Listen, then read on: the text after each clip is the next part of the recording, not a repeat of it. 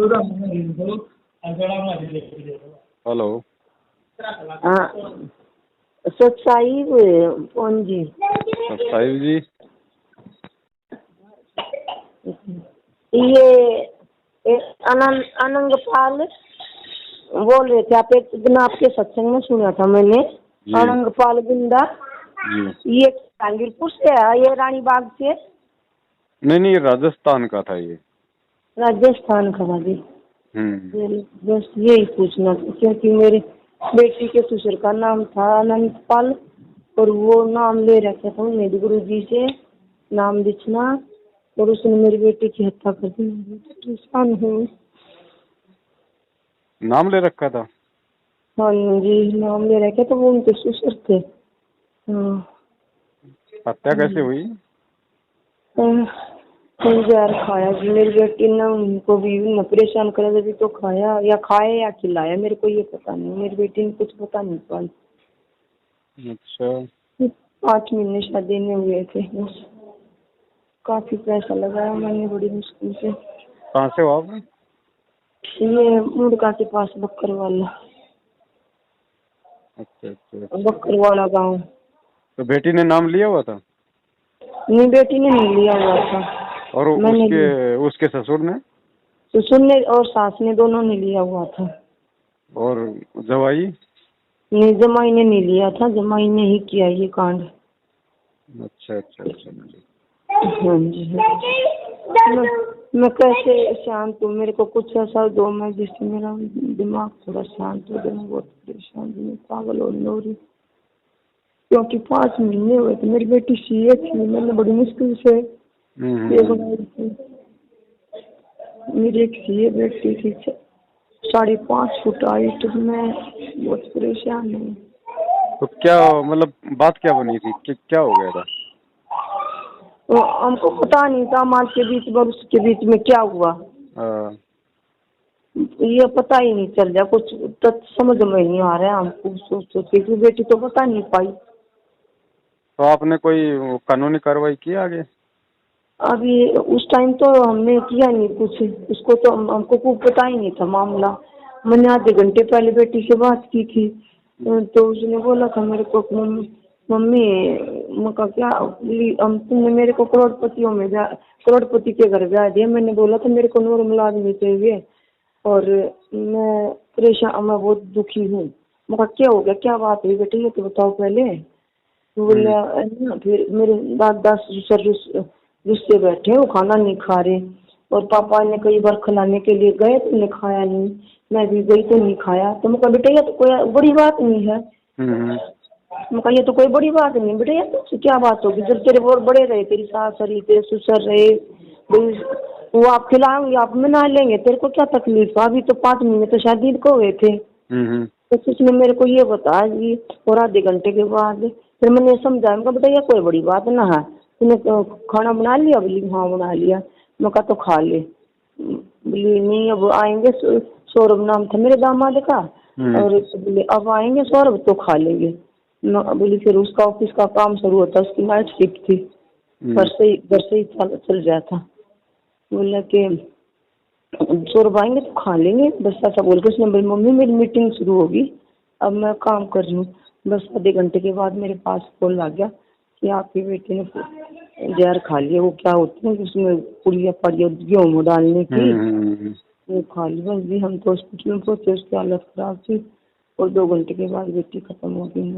बस मेरे को बस और उसके बारे में कुछ ज़्यादा पता नहीं।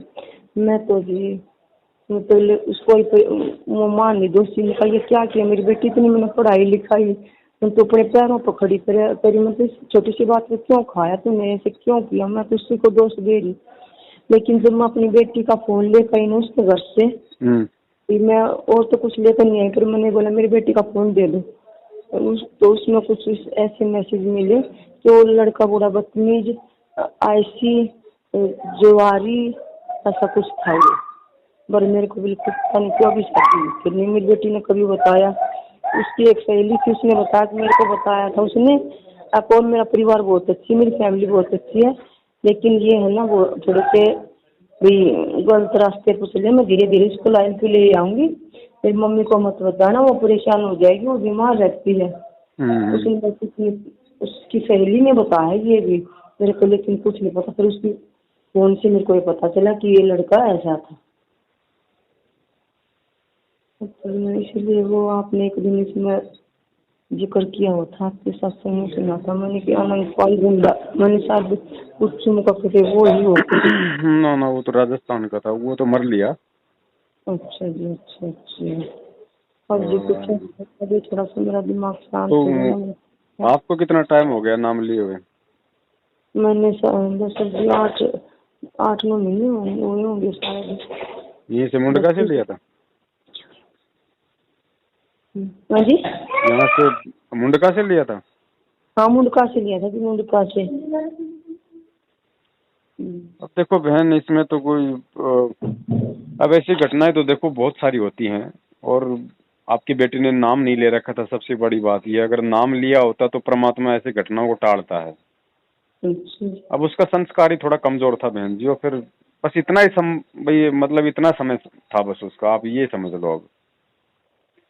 क्योंकि देखो कोई भी आदमी अगर शरीर छोड़ता है तो उसका कोई ना कोई उसका कारण तो जरूर बनता है, चाहे एक्सीडेंट हो, चाहे जहर खाओ, चाहे फांसी खाओ, चाहे कोई रोग से मरो, है ना। कोई ना कोई कारण तो उसका बनता ही है। और दुनिया में कोई पहली बार ऐसी घटना होती नहीं। देखो हो सकता है भाई उसको धोखे से मार दिया हो सकता है उसने भी खा लिया हो, क्योंकि हकीकत का आपको मालूम नहीं है। जी। तो उसकी सहेली ने आप मरने के बाद बताया, उसकी सहेली ने उसको कुछ ऐसी चीज दिखाई थी जिससे वो भी, जैसे उसके नंगन का शरीर के कपड़े निकाल कर भी उसकी फोटो ले ली, बोला इंटरनेट पर डालूंगी। कुछ मेरे को ये पता नहीं, जिसकी सहेली कुछ दे रही है, उसके पास कुछ ऐसा था जिससे वो उसको दबाव डाल रहा था कि मैं वहाँ बाहर जाऊंगा, जैसे सट्टा खेलने के लिए, जैसे शराब पीने के लिए, तो मेरे को रोकेगी नहीं। इसलिए मेरे को ये थोड़ा पता चला, वो उसकी सहेली ने मरने के बाद बताया है। मैंने कुछ बोला, देखो बहन ऐसा है, यहाँ तो आदमी बच जाएगा, पैसे वाला है तो पैसे दे के बच जाएगा, जानकारी वाला है तो जानकारी से बच जाएगा, लेकिन ऊपर वाले के वहाँ थोड़ी बच जाएगा। कर्मों के भोग तो भोगने पड़ेंगे बहन जी। यहाँ तो पूरी दुनिया उल्टे कर्म करती है, लेकिन फिर वही बात है, परमात्मा ने विधान बता दिया भाई यहाँ तो चलो तुम बच जाओगे। आज जाओगे कहाँ? फिर यहीं आओगे गधे कुत्ते सुअर बन के, यहीं पे तुम अपने कर्म भोगोगे।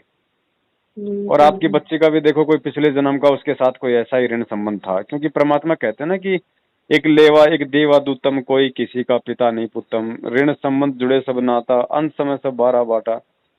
अब हमने तो चलो चलो ठीक है, आप एक माँ है या कोई बाप है, चलो उसको दुख दर्द तो होता ही है जब उसकी औलाद के साथ ऐसा होता है।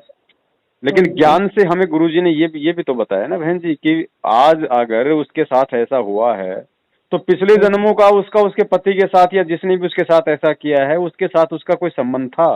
आपकी बेटी ने भी पिछले जन्म में उस आत्मा के साथ में इसी तरीके से कोई व्यवहार किया था, जिसका बदला देखो बहन जी ये तो चुकाना पड़ता है। अब हम तो देख लेते हैं भैया उसके साथ ऐसा हो गया है, वो बेचारा था, वो बेचारी थी, लेकिन उसके पिछले क्या कर्म हैं, पिछले जन्म में पता नहीं उसने कितने निर्दोष को फांसी तोड़ रखी होगी। अब ये जो लड़का है, मान लीजिए आपके मान लीजिए मतलब जिस भी व्यक्ति ने आपकी बेटी को मारा है, ठीक है, कल को दूसरी योनि में जाएगा और वहां अगर कोई उसको मान लीजिए बेरहमी से मारता है तो लोग तो वहां पे वो क्या बोलेंगे, अरे यार इसको बेचारे को देखो 5 लोगों ने मिलके मार दिया है। लेकिन वो पिछले जन्म में कौन सा कुकर्म करके आया हुआ है। तो वो बहन जी वो तो ये तो एक कर्म फल है, ये तो कर्म क्षेत्र है बहन जी। बस इतना है कि अगर वो गुरुजी के शरण में होती तो परमात्मा उन घटनाओं को टाल देता, क्योंकि भाग्य बदलना केवल सतगुरु के हाथ में है। मतलब काल को मैंने इतना घुमा दिया, मेरे को ये भी ध्यान नहीं रहा कि मैं इसके कान में मंत्र बोल दूं। नहीं, उसके बोलने से कुछ नहीं होगा, इस तरीके से नहीं होता है। वो तो देखो खुद वो ज्ञान को समझती और अपने आत्म कल्याण के लिए नाम दीक्षा लेती और मर्यादा में रहती तो परमात्मा रक्षा करता। जो मर्यादा में नहीं है वो तो आज जो भगत हैं वो भी मर ही रहे हैं, अकाल मौत मर रहे हैं। अच्छा जी, अच्छा। भाई जो मर्यादा में नहीं रहेगा भक्ति लेके भी, अब आपने अपने घर में लाइट लगा ली, अब लाइट को अगर आप सही तरीके से काम करोगे तो जूस भी निकालेगी, आटा भी पीसेगी, तो कोई उसके हाथ लगाएगा तो वो तो मारेगी उसको। तो भगत तो आज भी मर रहे हैं, हजारों की संख्या में मर रहे हैं, आज बेमौत मर रहे हैं, जिन्होंने सार नाम तक ले लिया, फांसी खा के मर रहे, एक्सीडेंट होके मर रहे। तो क्यों मर रहे हैं? गुरु से नाम लेके भी वो मर्यादा में नहीं है। अच्छा जी। तो ये तो बहन जी देखो आपकी बेटी का अपना संस्कार था, इसमें आपको तो देखो ज्यादा वो दुखी होने वाली बात नहीं है, क्योंकि आप तो परमात्मा की शरण में हो और हमें गुरु जी रात दिन यही तो हमारे को ज्ञान देते हैं बहन जी। हाँ जी, हाँ जी। भाई इस दुनिया में आज कितने इंसान है जो सही मौत मरते हैं, 90% तो ऐसा काल मौत ही मर रहे हैं। हाँ जी, हाँ जी। दुनिया भर के एक्सीडेंट हो रहे, कोई फांसी खा रहा, कोई नहर में डूब रहा, कोई जहर खा रहा। हम्म। आराम की मौत तो कोई 100 में से एक मरता है, नहीं तो आदमी वैसे मतलब कि कैंसर से मर रहा है, एड्स से मर रहा, कोई बीमारी से मर रहा। तो देखो किसी न किसी तरीके से तो बहन जी यहाँ से जाना ही है, लेकिन जो भगत होता है, भक्ति करता है, वो थोड़ा आराम से अपना शरीर छोड़ जाता हाँ जी, हाँ जी। है ना। बाकी तो देखो बेटी के अपने संस्कार हैं, आपके अपने संस्कार हैं, उसके उसके पति के अपने संस्कार हैं, उसके ससुर के अपने संस्कार हैं। फिर जी क्या हमें केस करना चाहिए या नहीं करना चाहिए? देखो बहन मेरा तो विचार ये है, एक भगत होने के नाते परमात्मा ने जो ज्ञान दिया है ना, हाँ जी, उस हिसाब से मेरी तो आपको यही राय है बहन जी, आप परमात्मा के आप संविधान को ध्यान में रखो। हाँ और जी। अब आप मुकदमा करोगे, है ना, पता नहीं कब वो 2 साल में उसका वो सुलझ मतलब रहा हो। कल परसों स्टार्ट कर दिया ना मुकदमा? है परसों स्टार्ट कर दिया ना मुकदमा, शुरू कर दिया ना? नहीं नहीं परसों। नहीं, स्टार्ट तो कर दिया। हम्म। मान लीजिए मुकदमा आप डाल भी दोगी तो आपके पास में ना तो ऐसा कोई कोई सबूत है, कोई ठोस आपके पास में है, फिर डाल दिया, फिर आपका भी पैसा बर्बाद, आपका भी समय बर्बाद, आप भी तारीखों पे जाओ, और वो पता नहीं मुकदमा जाके 20 साल में सुलझेगा, उससे पहले क्या पता आप ही चले जाओ ये दुनिया छोड़ के। हाँ जी, हाँ जी। तो हम अपना समय क्यों उन चीजों में लगाएं जो चीज वापस आनी ही नहीं है वो, और उसको सजा देगा भगवान, उसको तो भगवान सजा देगा। यहाँ अच्छा। भाई यहाँ के यहाँ तो कुकर्म करके बड़े बड़े लोग मल की बच जाते हैं, कोई कोई बात नहीं है भाई, हाँ उनकी जी, जान पहचान होती है, उनके पास में पैसा होता है, वो सरकार खरीद लेते हैं, वो प्रशासन खरीद लेते हैं, हाँ ऊपर जी, हाँ वाले जी। को थोड़ी वो खरीद लेंगे। ना ये तो हैं है वो जी। तो जैसा कर्म किया उसका विधान तो लिखा जा चुका है। हाँ जी, तो हाँ जी। हम उनके पीछे लग के और हम अपना जो समय वर्तमान में हमारे को परमात्मा की भक्ति में लगाना चाहिए, उस हाँ समय जी, को हम क्यों बर्बाद करें भाई। ऐसा है ना, अगर कल को आप मुकदमा भी जीत जाओगी तो बेटी तो वापस आएगी नहीं नहीं जी, नहीं जी। भाई। तो- ज्यादा से ज्यादा क्या होगा, उसका ससुर जेल जेल चला जाएगा, वो आपका दामाद था वो जेल चला जाएगा, हाँ जी, उससे हाँ जी। उससे क्या हो जाएगा, वो दो टाइम की रोटी यहाँ खा रहा है, 2 टाइम की रोटी अंदर खा लेगा, और कौन सा उसको रोज वहां पे उसकी पिटाई होगी। ये तो है फिर वो जी। जमानत पे आ जाएगा, क्योंकि वो आप बोल रहे हो कि वो पैसे वाले हैं, दे दा के पैसे, फिर वो अपनी जमानत पे आ जाएंगे, तारीखों पे जाते रहेंगे, दुनिया जा रही है। तो इन चीजों में बहन जी कोई निष्कर्ष निकलने वाला नहीं है, आप भगवान पे विश्वास रखो, कर्मों का फल उसको परमात्मा देगा। जी मैं तो चाल चल रही, मेरी बेटी ने कई दिन से 2 महीने पहले बोली, मम्मी मेरे पास हमारे घर चने चावल है, आप कौन सी दवाई डालते हो उसमें, और वो दवाई ले मंगवा देना पापा से। मैं कहा ठीक है बेटा। कभी मेरे को उसका झगड़ा वगड़ा वो बहुत अच्छे से रहती थी, पर उसने मेरे सामने कोई ये नहीं बताया कि मेरा ऐसे झगड़ा भी होता है। और 2 महीने से रखी थी वो उस दिन आकर मंगलवार को आई, जामुन का दवाई लेना आई थी, बोली मम्मी मेरी दवाई दे जाना, मैं गेहूं में डालने वाली मेरे। मैंने वो दी आई मैं उसको, मेरे को कोई बहन भी नहीं था। अब भी ऐसा कुछ है भी, इनका झगड़ा है कुछ है भी। तो जी फिर क्या हुआ, वो मेरा पर ही ब्लेम आ गया, वो अपनी मम्मी के घर से दवाई ले आई थी और वो इसी ने खाई। तो पता है गाँव में तो तरह की वो बनती बात है। अब भी आपकी लड़की का, इसकी लड़की का करेक्टर खराब होगा इसीलिए इसने दवाई दे दी अपनी बेटी को, उसने खा ली। तो उससे मतलब मेरा दिमाग एकदम सुन्न हो गया। अब मैं खुद ही दवाई दे पाई अपनी बेटी को, मैंने ऐसा क्यों किया, मैं अपने आप को माफ नहीं कर पा रही मुझे। देखो बहन जी, जो उसके भाग्य में था उसको इसी तरीके से इसी विधि से उसको मरना था, बस उसका वो समय था बहन जी। आप इन चीजों को चाहे कितना ही सोच लो कितना ही कर लो, वो जा चुकी है, उसका इस दुनिया में इतनी समाधि मिली थी उसको। बहाना तो कोई न कोई बनता ही है, आपका भी बनेगा, मेरा भी बनेगा, सबका बनेगा। लेकिन अगर वो शरीर छोड़ के जा चुकी है तो आप ये निश्चित मान लो कि उसकी केवल इतनी सांसें बाकी थी, वरना जिसकी भगवान ने सांसें ज्यादा लिख रखी है उसकी कौन मिटा देगा। तो बस उसका इतना ही संस्कार था। अब हम उसके बारे में ना सोच के बहन जी हम अपनी भक्ति के बारे में सोचें कि परमात्मा अगर मेरी भक्ति नहीं बनी, मैं अगर यहाँ पे रह गई और दूसरा जन्म हो गया तो क्या पता, जैसे आज मेरी बेटी के साथ में हुआ है, ये तो काल का लोक है, हो सकता अगले जन्म में मेरे साथ भी ऐसा ही कोई हो जाए कुछ। तो हम इन वो दुखों से बाहर निकलें। हाँ जी, हाँ जी। तो बहन जी हम वो अपनी भक्ति पे ध्यान दें, बाकी तो कोई मतलब नहीं है, क्योंकि वो मान लीजिए। वो भी यहाँ से जाने से पहले बोल रही थी मम्मी मैं भी नाम लेंगी, बस वो उसी दिन गई रात को, उसी दिन ऐसे हो गया उसको। हाँ तो बस वही ना, उसका कोई बुरा संस्कार था, और फिर चलो उसने अगर इतना भी सोचा है कि मैं भी नाम लूंगी, तो आप यकीन मान के चलो परमात्मा धरती पे है, जरूर उसको संभालेगा, जरूर संभालेगा परमात्मा उसको, ऐसी बात नहीं है। जी भगत की बेटी या भगत का रिश्तेदार भी अगर शरीर छोड़ता है, और अगर गुरुजी का अगर उसने विरोध नहीं किया, तो परमात्मा डेफिनेटली उसको मानव जन्म देगा। और जी भगत का नहीं, वो जो ससुर था, मेरे को उसका भी वो ऐसे ऐसे बता रही है, मेरे को ऐसे लगता था वो नाम ले रहा है, वो भी सट्टे लगाता था, ऐसे लग रहा। बहन जी ये मैनेजमेंट के पीछे, ये मैनेजमेंट वालों के पीछे जितने भी भगत लगे हुए हैं ना, सभी सुट्टे लगाते हैं। कोई झूठ का सुट्टा लगाता है, कोई दारू का सुट्टा लगाता है, कोई बीड़ी का सुट्टा लगाता है, ये सभी सुट्टे लगा रहे हैं। और इसीलिए बहन जी उनके घरों में ये कहर टूट रहे हैं, घर घर में झगड़े हैं। अगर कोई ना बताए तो बात अलग है। आज संत रामपाल जी महाराज जी की 90% संगत जो है, उनके घरों में कहर टूट रहे हैं, अकाल मौतें हो रही हैं, बाप बेटे की लड़ाई, माँ बेटी की लड़ाई, बहू सास की लड़ाई, हर घर में कहर टूट रहे हैं। तो पुण्यात्माओं, ऐसे सत्संग में आने से इस प्रकार की समस्याओं का समाधान होता है, लेकिन असर उनका है जो पुण्यात्मा होती हैं। ये पत्थर और बांस के जैसे प्राणियों का नहीं हुआ करती। जिस घर में नाम इस सतपुरुष का और उस घर में लड़ाई, फिर उनका असर ना हो रहा है, वो तो पत्थर कैसे है, माड़ी सी घर्षण लग दे नोए चंगारी पाटे हैं। पुण्यात्माओं, इसके अंदर हमने परिवर्तन बहुत करना पड़ेगा। हमारे बोलने और बतलाने में, चलने और उठने और बैठने और निगाह दृष्टि में भी साधुता आनी चाहिए। एक तो चटक मटक करके चले, एक सीधा सा जैसे बिल्कुल भक्त संत चला करते हैं। उठने और बैठने में भी कहीं बकवाद नजर नहीं आवे, देखने में भी कोई ऐसी त्रुटि संत की दृष्टि में नहीं होनी चाहिए, भगत की में। तो हम सत्संगी हैं, अन्यथा हम केवल नाम नाम उपदेश है, असर कति नहीं। क्योंकि मर्यादा में कोई है ही नहीं।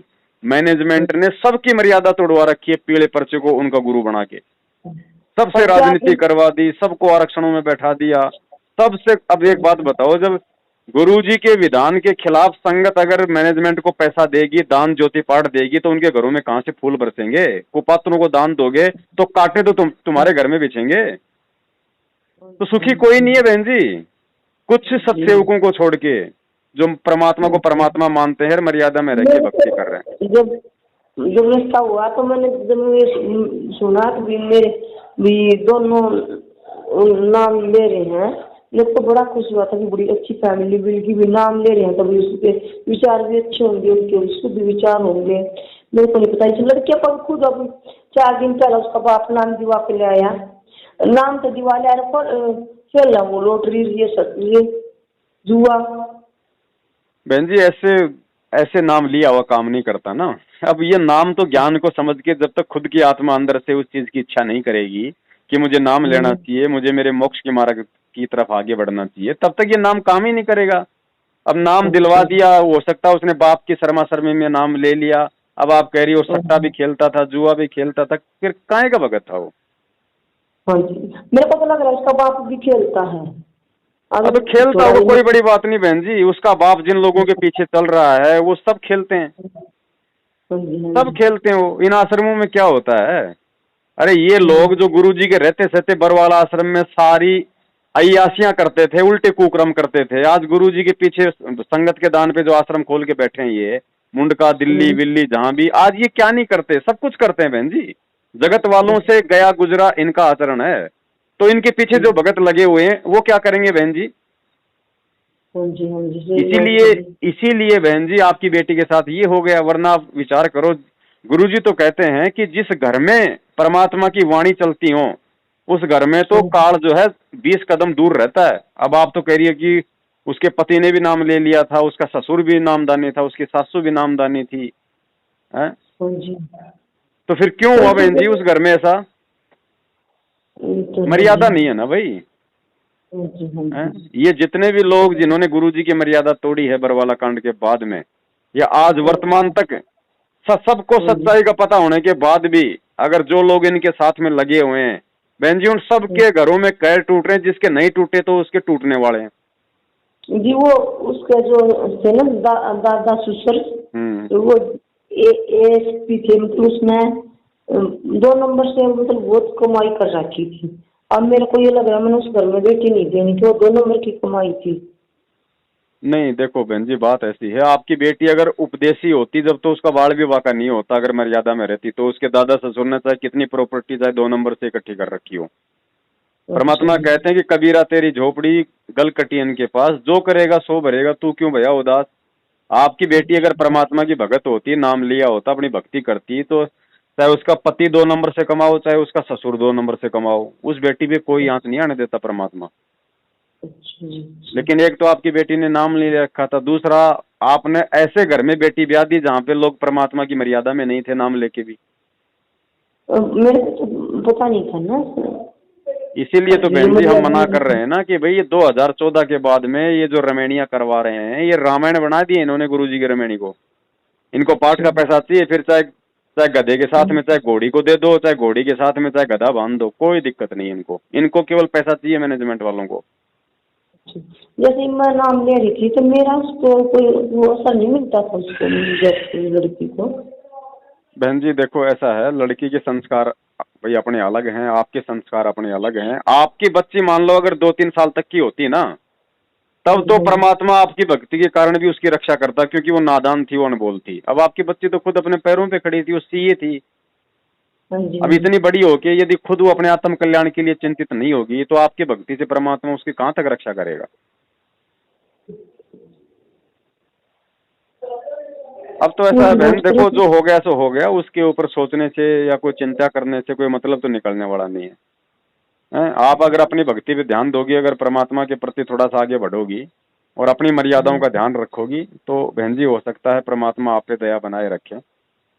क्योंकि हमने आप देखो बहन जी, ये तो है नहीं कि उस बेटी का वो पहला जन्म था, वो असंख्य बार जन्म ली, असंख्य बार वो मर ली बहन जी। हैं? जैसे कर्म होते हैं हमारे, वैसा ही उसका प्रारब्ध लिखा जाता है।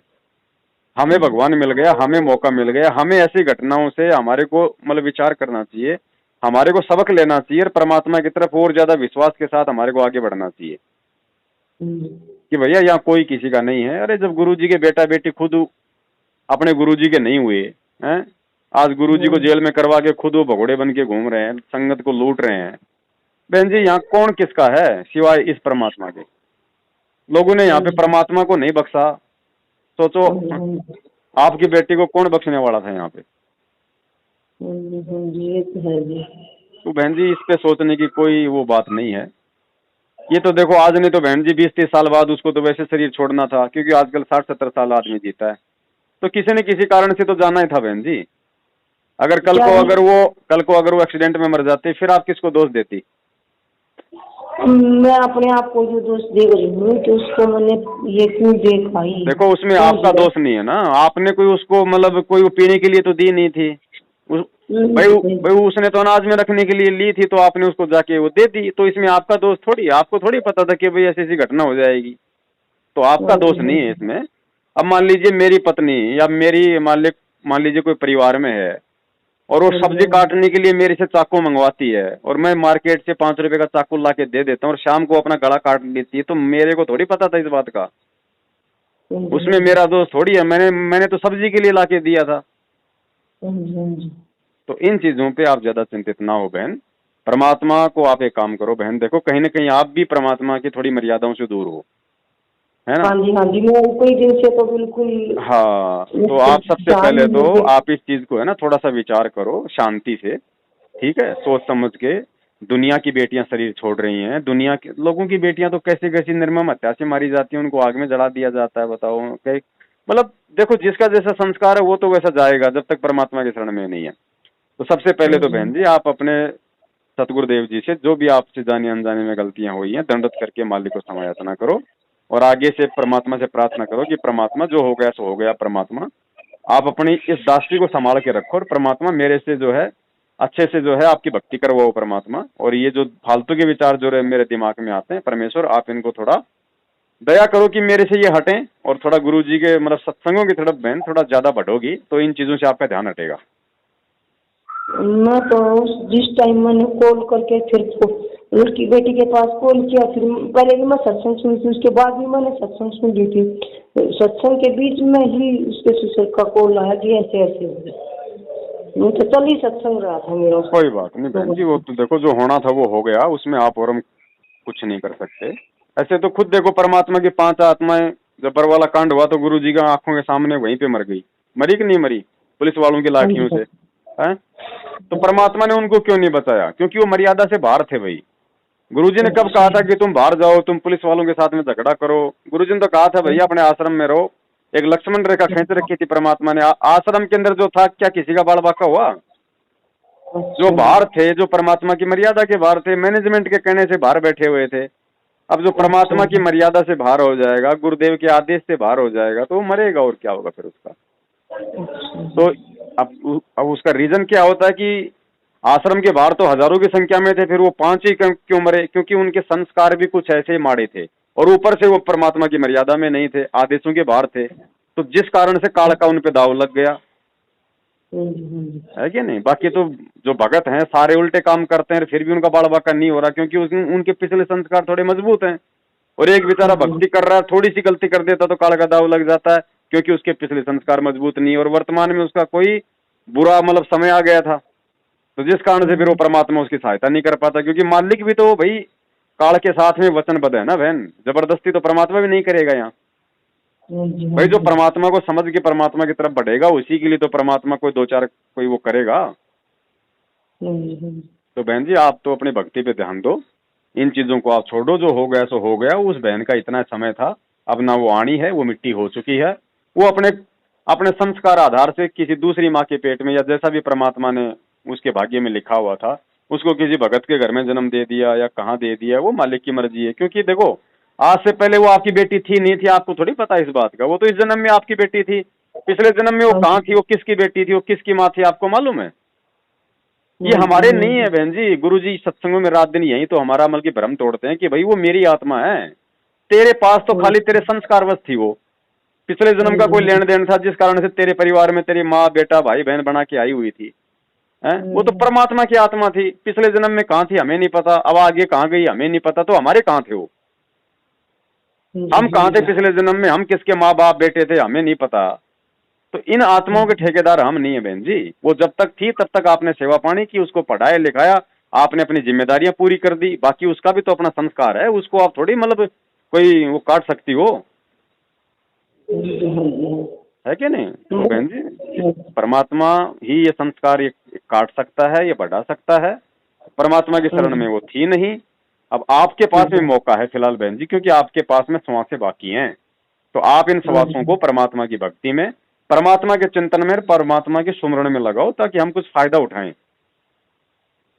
ये तो कल को मेरे साथ भी हो सकता है, कोई बड़ी बात नहीं बहन जी। मैं अगर थोड़ा सा अगर मर्यादाओं से हटा, ये काल का टक तो मेरे ऊपर भी हो सकता है बहन जी। कौन सी बड़ी बात है यहाँ पे?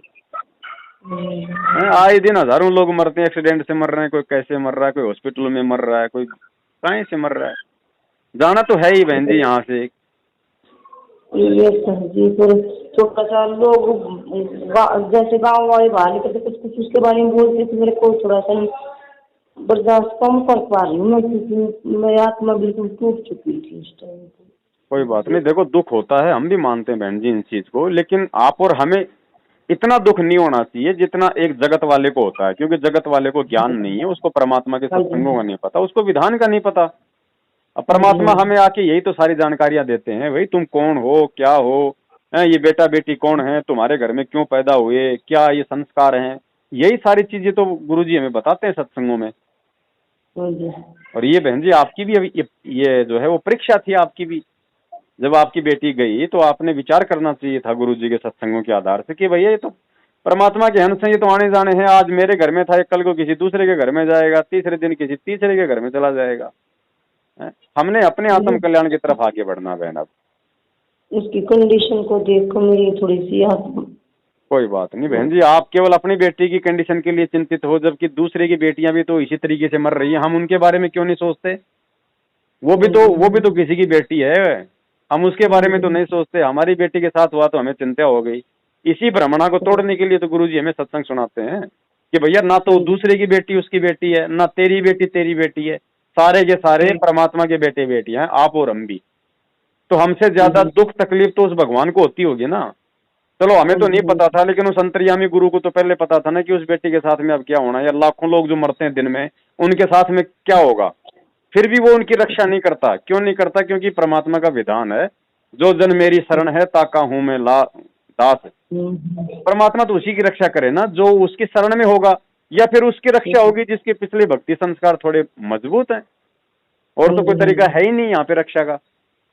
बाकी आप इतना यकीन मानो कि अगला घर भी नामदानी था, भले ही वो मर्यादा तोड़ रहे हो, भले ही वो सुट्टे मार रहे हो, भले ही वो जुआ खेल रहे हो, कुछ दिन तो नालायकों ने मर्यादा में रह के परमात्मा का जाप किया ही होगा। और आपने भी जितनी भक्ति की है उस आधार से बहन जी आपकी बेटी दोनों परिवारों के बीच में थी, ठीक है।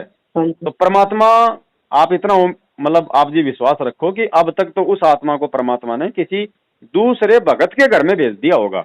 आप ये पूरा मतलब यकीन मान के चलो। आप दूसरे भगत के मतलब किसी भी माता बहन के पेट में परमात्मा ने उस आत्मा को डाल दिया होगा, और जैसे उसकी आंख खुलेगी बहन जी वो सच्चाई बोल के खड़ी होगी, अपनी भक्ति शुरू कर देगी। अब बताओ, वो तो उधर अपनी भक्ति में लग गई, उसको तो मालूम ही नहीं कौन मेरी माँ थी, मैं कैसे मरी, और आप उसकी चिंता में अपनी भक्ति बर्बाद कर रही हो। तो इस ज्ञान को आधार बनाओ बहन थोड़ा। भाई उसको थोड़ी पता है, वो तो चली गई, वो तो अब दूसरे जहां भी वो जन्म लेगी, किसी भगत के लेगी या किसी और परिवार में लेगी, उसको तो पिछला कुछ याद है ही नहीं। मेरा कौन पति था, मेरी कौन माँ थी, मैं सीए थी कि मैं पीए थी, कुछ मालूम ही नहीं उसको। वो तो अपनी मस्ती में मस्त हो जाएगी, एक नया जीवन ले लेगी, और आप इधर उसके टेंशन में अपना समय बर्बाद कर दोगी, जबकि ये समय परमात्मा की भक्ति में लगाने का है। तो बहन जी हमने इस प्रकार से, और दूसरी बात बहन, परमात्मा ने हमारे को एक मतलब विधि बता रखी है। परमात्मा ने कहा है आपके परिवार में यदि ऐसे किसी की मौत हो जाती है, ठीक है, तो आप उस आत्मा के नाम का परमात्मा के चरणों में पाठ का संकल्प कर लो। अगर गुरुजी आश्रम में हो जब, तो पाठ का पैसा आप गुरुजी के हाथ में दे दो कि परमात्मा आपकी वो आत्मा थी, वो शरीर छोड़ गई, परमात्मा उसके निमित्त, क्योंकि आपने बोल रखा है गुरुदेव कि ऐसी कोई आत्मा यदि शरीर छोड़ देती है और यदि उसके नाम का अपने गुरु को पाठ करवा दिया जाता है, तो गुरुजी उस आत्मा को मानव जन्म देके उसको भक्ति पे लगा देता है। अच्छा जी। तो आज गुरुजी है नहीं, तो अब आप क्या कर सकती हो, आप अपने घर पे गुरुजी को दंड प्रणाम करके और गुरुजी से प्रार्थना करो कि हे परमपिता परमेश्वर, आपके वचन अनुसार, आपके विधान अनुसार मैं अपनी बेटी के निमित्त होके, और परमात्मा मैं आपको पाठ का संकल्प करती हूँ परमेश्वर, वो आपकी आत्मा जहां कभी कहीं भी हो परमात्मा, उसके संस्कारवश आप उसको अपने शरण में लेने की कृपा करना मालिक, उसको भक्ति पे लगाना। बस इतनी सी आप उनसे प्रार्थना करके और गुरुजी को पाठ का संकल्प कर लो कि गुरुदेव मैं उस आत्मा के नाम पे आपके चरणों में पाठ का संकल्प करती हूँ, और जब आप आश्रम में आ जाओगे जेल से, जितना आप कहोगे कि बेटा पाठ का 7,000 रुपये, 6,000 रुपये है या 15,000 रुपये, उतना पैसा परमात्मा मैं सीधे आपके हाथों में दूंगी। बस संकल्प कर लो, साधु भूखा भाव का, धन का भूखा नहीं। परमात्मा तो अंदर के भाव देखता है, ये पैसों का भूखा थोड़ी है परमात्मा। तुरंत उस आत्मा को परमात्मा आपके संकल्प करते ही जिस भी योनि में होगी वहां से उठा के परमात्मा किसी भगत माँ बहन के पेट में डाल देगा, और वो आंख खोलते हुए सच्चाई बोलेगी। अभी तो सर आज 6 ही दिन हुए बस। हैं? अभी तो 6 ही दिन हुए हैं। हाँ अच्छा, अभी मतलब 6 दिन हुए हैं क्या? हाँ तो कोई दिन नहीं, कोई बात नहीं बहन जी, चाहे 6 दिन हो, चाहे 6 घंटे हो, चाहे 6 महीने हो, या चाहे 6 साल हो गई हो उसको शरीर छोड़े हुए, जिस दिन आप पाठ का संकल्प कर लोगी उसी दिन परमात्मा जिस भी योनि में होगी तुरंत उसका शरीर छुड़वा के और किसी भगत के घर में जन्म दे देगा परमात्मा। हाँ, ये मालिक का विधान है, क्योंकि सतगुरु ने जो बोल दिया वो फाइनल है। साध वचन पलटे नहीं, पलट जाए ब्रह्मांड। ये गुरुजी ने विधि बता रखी है अपने सत्संगों में कि आपका कोई दादा परदादा भी अगर कोई शरीर जैसे उसने छोड़ दिया, आप उसके नाम का भी अगर पाठ करवाते हो तो आपके पूर्वजों का भी परमात्मा मोक्ष कर देगा। अच्छा जी। हाँ जी, तो इसमें टेंशन वाली बात नहीं है बहन जी, सतगुरु ने जो बोल दिया फाइनल है। तो आप यकीन मान लेना, अपना गुरुजी को उस आत्मा के नाम का पाठ संकल्प करते ही आप निश्चिंत हो जाना, भूल जाना आप इन कहानियों को, आप इन किस्सों को, ये मुकदमा करना वो करना, सब भूल जाओ, हमें कोई मतलब नहीं, हम भगवान के आश्रित हैं। उस आत्मा को परमात्मा अपने शरण में ले लेगा। मुकदमा तो हमको डाल चुके ना। देखो तो क्या देखो बहन जी, मेरी तो आप जी से यही हाथ जोड़ के विनती है, हम भगत हैं, अगर हम देखो हम परमात्मा के विधान से परिचित हैं बहन जी, और इस विधान से परिचित होने के बाद और एक भगत होने के बाद, क्योंकि ये कर्म करने से हमारा समय बर्बाद होगा, हमारी टेंशन बढ़ेगी, हमारा पैसा खर्च होगा, हमारी वो चिंता बढ़ेगी, और लेना देना कुछ है नहीं, ना तो वो आत्मा जो है वापस आएगी, ना कोई लेना ना कोई देना, उसको तो अपने कर्मों का फल बहन जी वैसे भी मिलना है, चाहे यहाँ मिल जाओ चाहे आगे मिल जाओ। तो अब हमने किसी के प्रति ऐसा सोचना भी नहीं है कि उसको सजा मिले। गुरु के भगत होने के बाद में चाहे लाख हमारे साथ में कोई दोगला व्यवहार करे, गुरु जी क्या पढ़ाते हैं हमारे को रोज नित्य नियम में, जो तोकू काटा बो है ताको बो तू फूल, और तोहे फूल के फूल हैं उसको है त्रिशूल। तो परमात्मा देगा ना उसको त्रिशूल, 3 गुना ज्यादा दंड देगा उसको परमात्मा। और अगर हम उसको अगर दंड देने की सोचेंगे तो भगवान अपने हाथ पीछे कहीं चलेगा। तो हम परमात्मा के विधान से परिचित हैं बहन जी, सत्संग इसीलिए सुने जाते हैं। तो इन सब चीजों से बाईपास निकल जाओ, उसके कर्मों पे उसको छोड़ दो। आपकी बेटी के कर्म थे वो अपना भोग गई, अब आप अपने कर्म मत बिगाड़ो, परमात्मा की भक्ति में लगो। तमाम पीछे जो भी आपसे जो भी जितनी भी जाने अनजाने की गलतियां हो गई, गुरुदेव से आज ही समय याचना करो, हैं, और उसी तरीके से जैसे आपने नाम लेके अपने घर में ज्योत लगाना, 3 टाइम की आरती करना, अपना मंत्र करना, सत्संग सुनना है, उसी तरीके से अपनी क्रिया वापस शुरू कर दो। परमात्मा अंतर्यामी है बहन जी, और शायद इसीलिए आपने मुझदास को ये फोन किया है, मालिक की ये दया है, ताकि आगे आप फालतू में कोई और टेंशन ना करें, कोई चिंता ना करें, और ये अपना जो समय है थोड़ा बहुत जो भगवान ने दिया है, इन श्वासों को हम गुरु जी के चिंतन में लगाएं। हाँ ठीक है बहन, बिल्कुल। देखो बहन जी, मैं ये नहीं कह रहा कि ऐसा मेरे साथ नहीं हो सकता या मेरे परिवार में नहीं हो सकता, लेकिन मैं आपको जो बातें बता रहा हूँ गुरु जी के ज्ञान आधार से, कल को अगर मेरे परिवार में भी ऐसी कोई घटना घट गई तो बहन मैं जो बातें आपको बोल रहा हूँ मैं उन्हीं बातों पे मैं टिकूंगा। ऐसा नहीं है कि मैं आपको शिक्षा दे रहा हूँ और मेरे साथ में हो गए तो फिर मैं उल्टे कर्म करूंगा, फिर तो मेरे जैसा कोई नीच नहीं।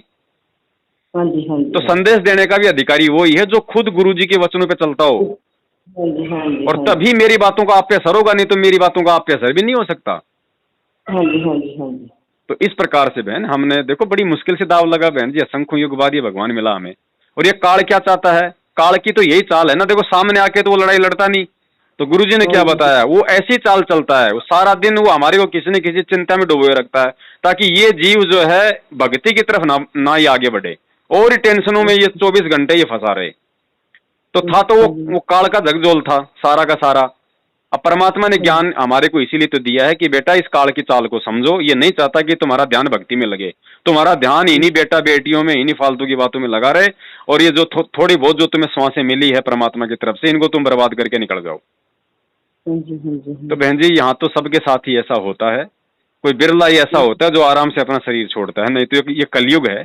या कोई बीमारी से, कोई एक्सीडेंट से दिन में हजारों लोग फांसी खा के मरते हैं, हजारों लोग नहरों में डूब के मरते हैं, हजारों लोग जहर खा के मरते हैं। तो इन चीजों को समझो बहन जी, और गुरु जी के सत्संग ज्यादा से ज्यादा सुनो तो आपको अंदर से दृढ़ता आएगी।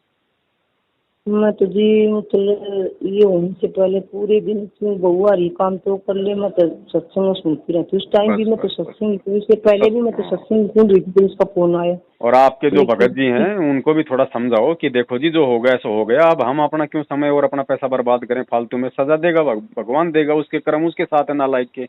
हम बुढ़ापे में अपना थोड़ा बहुत समय दिया, भगवान ने अपनी भक्ति में लगाए। नाम ले रखा है क्या भगत जी ने?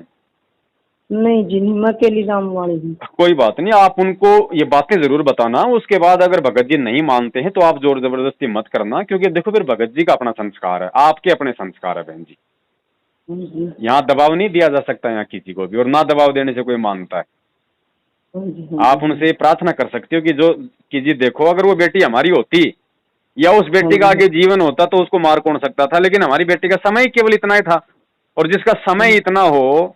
अब एक बात बताओ, श्री कृष्ण जी का खुद का भांजा था अभिमन्यु, महाभारत के चक्रव्यूह में मारा गया। अब क्या भगवान अपने भांजे को नहीं बचा सकता था? लेकिन उसकी सांसें बाकी नहीं थी, उसका जीवन ही इतना था।